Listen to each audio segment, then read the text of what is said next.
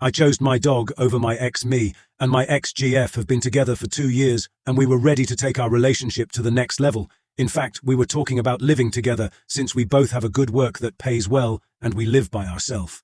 The problem for her is my dog. She have never been a dog person, but I tolerated this. I took my dog from the shelter when he was a puppy and was heavily abused by his prior owner, an alcoholic. When I took him, I wasn't in the best period of my life because I was suffering from my parents' death due to cancer. So, from some friend's advice, I took Clark, and it was the best choice I could make. Me and Clark are like brothers, and I absolutely love him and would do everything for him. He is 10 years old now. When I met my ex, I told her that I have a dog, and she from the beginning wasn't too enthusiastic, but I respected this because not everyone liked dogs. But her behavior changed when she met Clark. Clark is a very good dog and absolutely love cuddles, belly rubs and kisses. I even installed some cameras in my house because when I leave for work, he became very sad and depressed, so when I have free time at work, I control him and talk with him. Between me and my GF, everything was fine. We have never had any important argue or fight, but just small things, and our character is very similar. So after 2 years, we decided that it was time to take our relationship to the next level, and I was very happy with this decision. For me, it was clear that Clark would come with us, so I never mentioned it, because for me it was obvious, but not for her.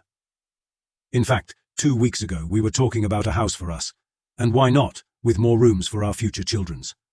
I jokingly said that in our new house, Clark would be our first child, and in fact, she laughed at first, and then said, "Well, obviously, your dog didn't come with us in our new house." And I laughed because I really thought that she was joking.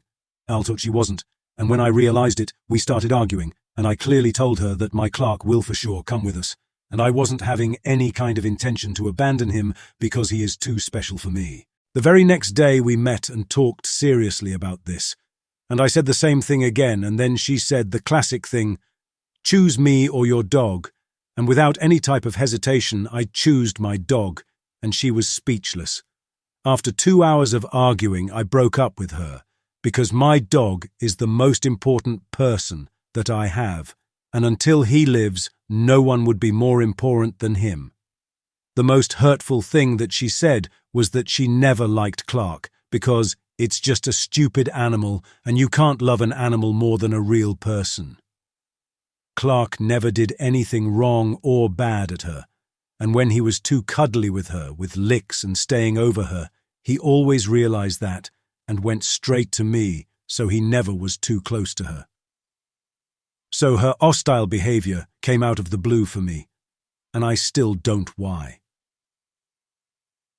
When I told my friends about this, the majority said that I did a good thing because I have priorities, and it's a good thing that I recognize them and don't just give up, but others said that if I always would prioritize the love for Clark over the love for a girl, I would remain alone forever. I don't want to accompany my ex-girlfriend in her last days. I broke up with her 2 years ago when I found out she was cheating on me. It broke me, but I eventually passed over it and get a new partner, someone that I love, and which I plan to marry this year. According to my ex-girlfriend, I was her first serious partner. Our relationship endured for 4 years, but it eventually finished for the reasons I said before. Now she's been diagnosticated with advanced leukemia. She won't endure much more. She's programmed to be putted to sleep for living in coma by the end of the month, and if she doesn't recover, she will be putted to sleep forever. She had a boyfriend that accompanied her during the process, but it seems the illness was too much for their relationship. So he broke up with her. That's something she told me directly, since she told her mother to tell me to visit her yesterday, which I did accompanies with my girlfriend.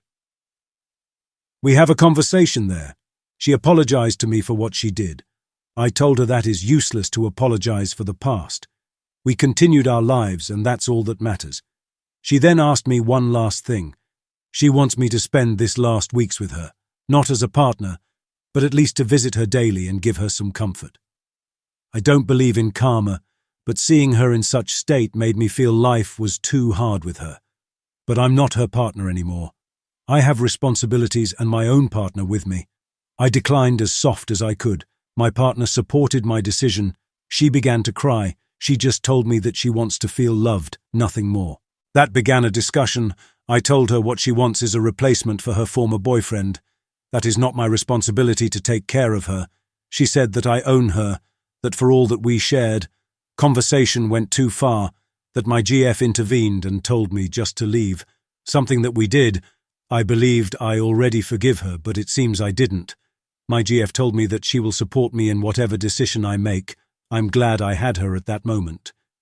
Now my ex's parents are being rude with me. I told them that I was as polite as I could, that I'm sorry, but I can't do what she wants me to do, even if it's her last wish. My parents are on my side, so my girlfriend, I don't actually want to do it. But at the same time, it's just a month, and it's nothing too personal.